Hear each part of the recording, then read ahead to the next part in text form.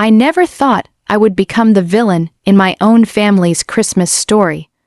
But the moment my mom looked me straight in the eyes and said, "We all agreed you're not welcome at Christmas," something inside me snapped in a way I didn't even know was possible. It was like every memory of every sacrifice I ever made for these people suddenly turned into ashes. And the craziest part, I wasn't even angry at first. I was shocked. I remember staring at her, wondering if this was some kind of twisted joke. But she wasn't joking, so I did the only thing I felt I had the right to do.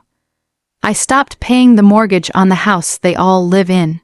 And before you judge me, tell me honestly, if your entire family sat together and voted that you didn't deserve to be around them for Christmas, would you still keep paying for their home? Would you still play the responsible one? After they threw you away like trash? The whole thing started way before that moment, long before my mom's words turned Christmas into a battlefield. I'm the eldest of 3 siblings, the one who was always expected to fix things, pay for things, sacrifice things. When my dad passed away 5 years ago, the family house that he and my mom lived in still had a mortgage on it. My mom couldn't afford the payments on her own. My brother was in college at the time, and my sister was working part-time and living paycheck to paycheck. Me, I had a decent job, nothing glamorous but enough to help. And helping was what I always did. So I stepped in. I told my mom not to worry. I would cover the mortgage so she could stay in the house Dad had worked his whole life to buy. I thought I was doing something good, something honorable, something a decent son would do. For years, I paid it faithfully, every single month, without complaining. I didn't ask for a thank you, didn't ask for help, didn't ask for anything. I genuinely believed that family meant supporting each other, even if it hurt sometimes. And trust me, it did hurt. I gave up trips, savings, opportunities. I even postponed my own plans to buy a home because I didn't want my mom to worry. Whenever I had a little extra money, it went into repairs or upgrades for their house, not mine. My siblings lived their rent, free at different points, eating the groceries I bought, using the utilities I paid for, and treating the place like a hotel. But I didn't complain.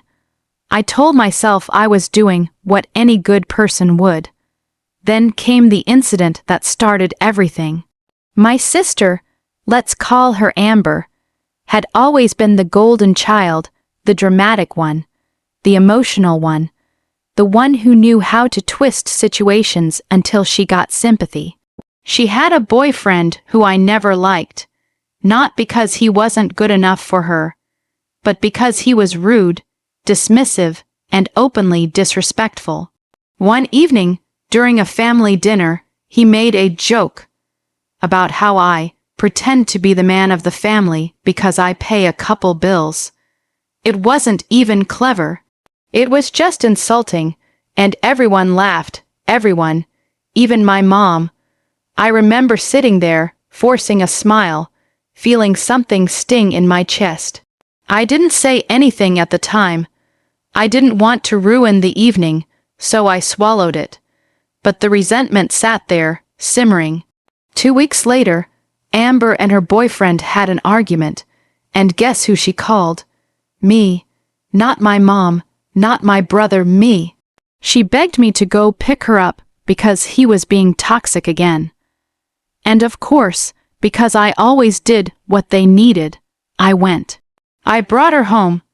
I ended up staying awake until 3 in the morning listening to her cry. The next day, Mom thanked me gently and said, "You always step up when your siblings need you." That little moment of appreciation felt so rare that I held onto it like a treasure. But then came November, the month everything broke.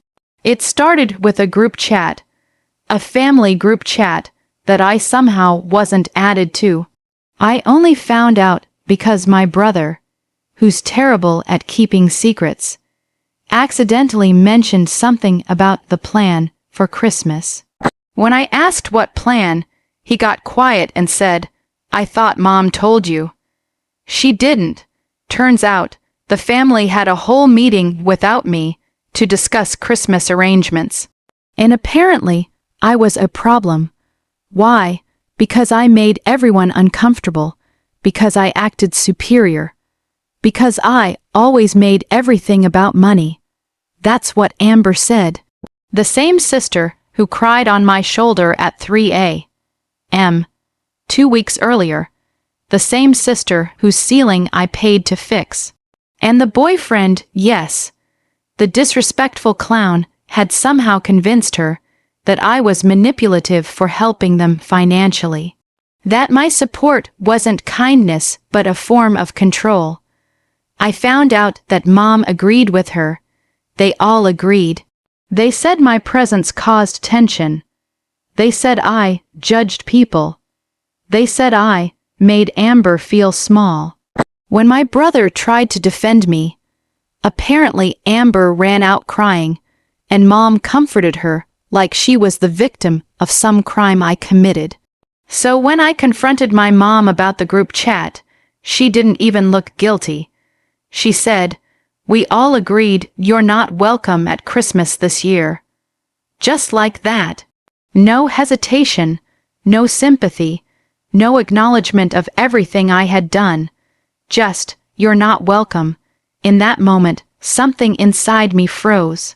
I wasn't dramatic. I wasn't angry. I wasn't yelling. I just stood there listening to the woman I helped keep in her home tell me that my family had voted me out. She didn't even say, "Maybe you should take a break this year." She said I didn't belong. That my own family didn't want me around for Christmas, the holiday my dad loved. The one I worked so hard every year to make special for everyone else. That night, I sat alone in my apartment and thought about every bill I paid, every repair I funded, every time I said yes when they needed help. I thought about how they laughed at my humiliation at dinner, how they made plans behind my back, how they treated me like an outsider in the very house I was paying for. And then it hit me. Why was I paying for people who didn't want me? Why was I sacrificing so much for people who wouldn't even let me sit at their Christmas table? So I logged onto my banking app, looked at the automatic mortgage payment scheduled for the 1st, and canceled it. No dramatic speech, no warning, just a few taps, and I felt free. Now here's where I want you to really picture what I was dealing with. Imagine being the person who financially holds everything together. Imagine paying thousands every year so your mom and siblings can live comfortably. Imagine giving up things you want so they don't struggle. Imagine doing all of this quietly, without asking for praise or attention. And then imagine your reward being a family vote declaring you unwelcome. For the holidays, tell me honestly, before I continue, what would you have done in my shoes? Would you keep paying the mortgage? Would you still be the responsible one after the entire family kicked you out emotionally? Pause for a moment and comment below, because I really want to know how other people see this. Anyway, I didn't tell anyone at first that I stopped paying. I wasn't doing it to be petty. I genuinely believed that if they didn't want me to be part of their family gatherings, then they shouldn't want my financial support either. It wasn't revenge, it was logic. But logic and family rarely mix. It took exactly 2 months for my phone to start blowing up. At first, it was Mom asking if there was a bank error, because the mortgage company had sent a notice. I didn't respond. Then she called again, sounding more frantic. Still, I didn't respond. I wasn't being cruel. I just didn't feel obligated to comfort someone who had cast me out. Then my brother called. He said Mom was panicking because the bank was threatening late fees and penalties. He asked if something happened financially, and I told him the truth. I said, "I'm not paying for a house I'm not welcome in." Silence. A long silence. He sighed and said, "You know, Amber made Mom feel like she had no choice." I said, "Mom had a choice. She chose her." And that was the end of the call. Within an hour, my sister sent me a long message calling me childish, dramatic, manipulative. She said I was punishing the family financially because I couldn't handle criticism. I didn't reply. I just archived the message and went on with my day. Then Mom called again. This time she was crying. She said she didn't mean to hurt me. She said Christmas wasn't the right time for conflict. She said she only wanted peace. And I told her, calmly, peace doesn't come from kicking people out. She said she didn't kick me out. She just didn't want tension.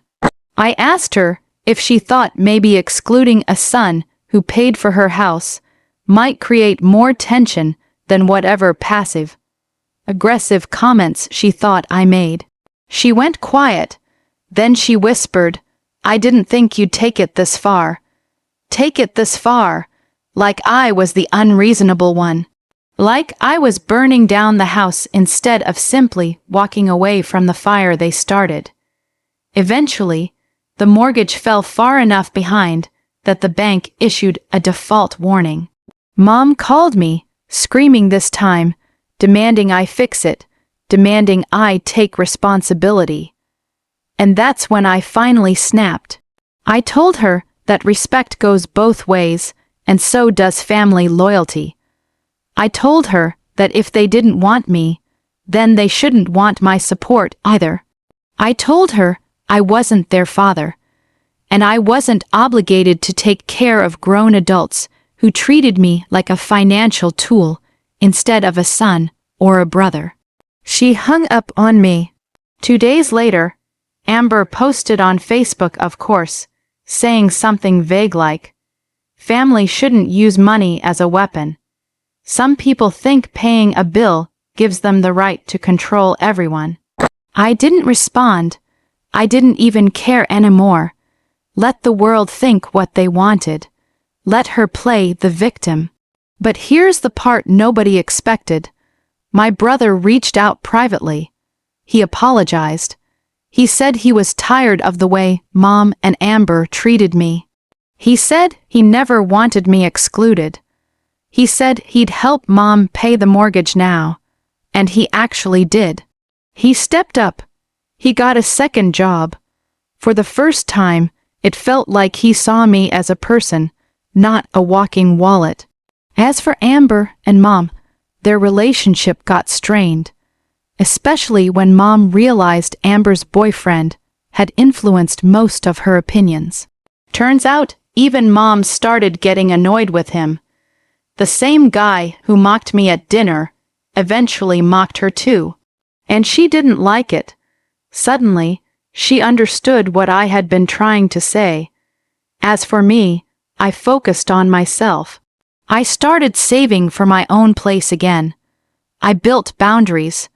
I learned to say no, something I had never done before.